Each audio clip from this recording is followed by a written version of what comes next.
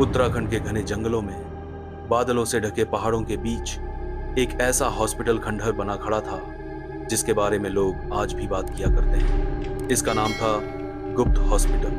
कभी यह एक उन्नत चिकित्सा केंद्र था जहां दुनिया भर के रोगी इलाज के लिए आते थे, लेकिन 1987 में एक भयानक सच सामने आया। यहाँ के डॉक्टर्स और स्टाफ ने असहाय मरीजों के अंगों की तस्करी करने का काम किया था।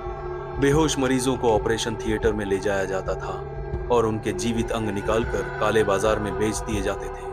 कई मरीज ऑपरेशन के बाद जागते तक नहीं थे। कुछ तो अपने फेफड़े, लीवर और किडनी के बिना ही मौत के मुंह में चले जाते थे। एक दिन एक नर्स ने अपने डायरी में सारा सच लिख दिया। उसकी लाश अगले दिन अस्पताल के बेसमेंट में मिली। उसके दिल के अंदर चिपका हुआ एक छोटा सा नोट मिला था जिस पर लिखा था, वे अभी भी जिंदा हैं, अंदर।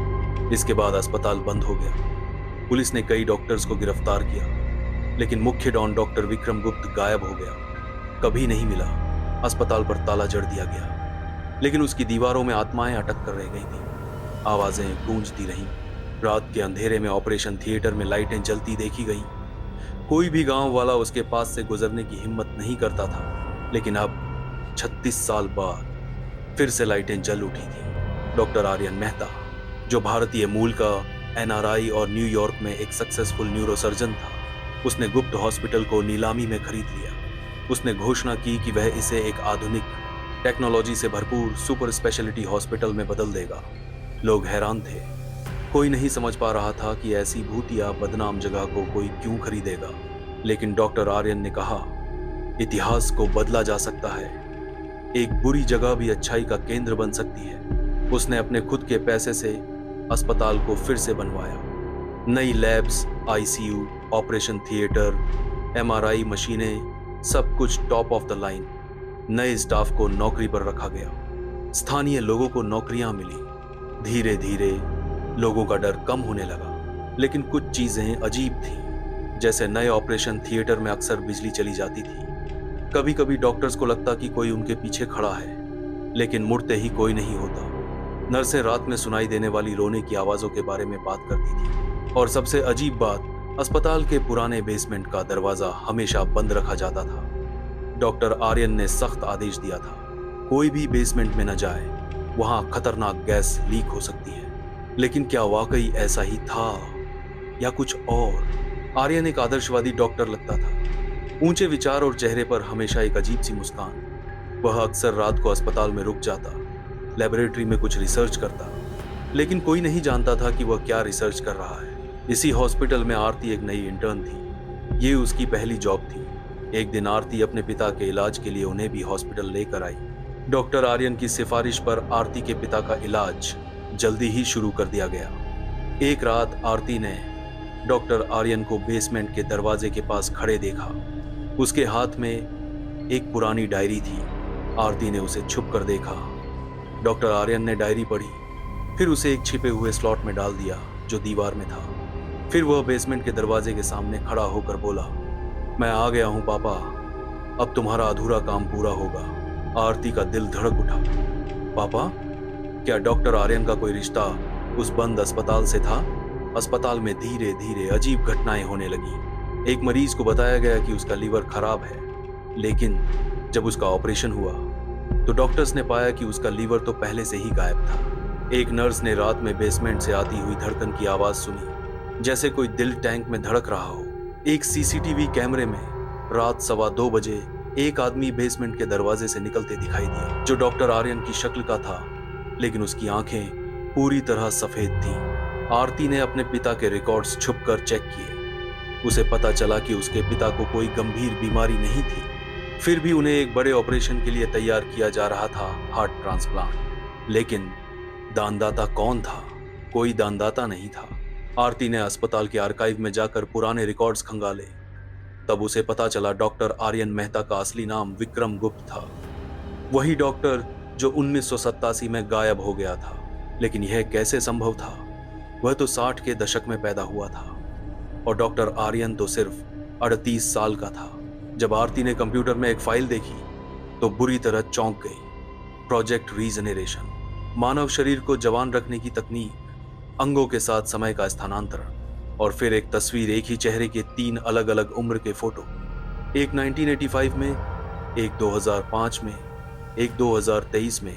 वही चेहरा, वही आंखें, वही मुस्कान। डॉक्टर आर्यन मेहता विक्रम गुप्त था, पर यह गुत्थी तो सुलझने की जगह और ज्यादा उलझती जा रही थी। डॉक्टर आर्यन डॉक्टर विक्रम कैसे हो सकता था?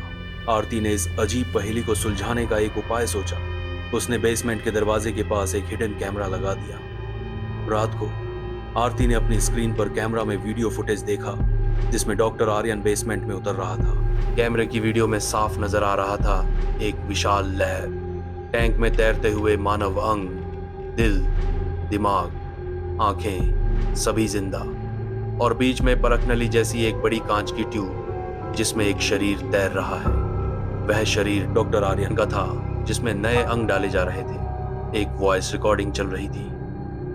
मैंने खोज लिया है अमर रहने का तरीका। अगर तुम अपने शरीर के हर अंग को समय समय पर बदलते रहो तो तुम कभी नहीं मर सकते। लेकिन यह तकनीक तभी काम करती है जब अंग जीवित शरीर से लिए गए हो। मैंने शुरुआत की थी मरे हुए शरीरों से, लेकिन तब तक बहुत देर हो चुकी थी। अब मैं जीवित लोगों से उनके अंग लेता हूँ। एक ऑपरेशन में मैं उनके अंग निकालता हूँ और दूसरे ऑपरेशन में उन्हें नए शरीर में डाल देता हूँ, मेरे शरीर में, और इस तरह मैं फिर से जवान हो जाता हूँ। ये सब जानकर आरती के पैर जम गए। वो ये जानकर अंदर तक हिल गई कि डॉक्टर विक्रम ही डॉक्टर आर्यन है।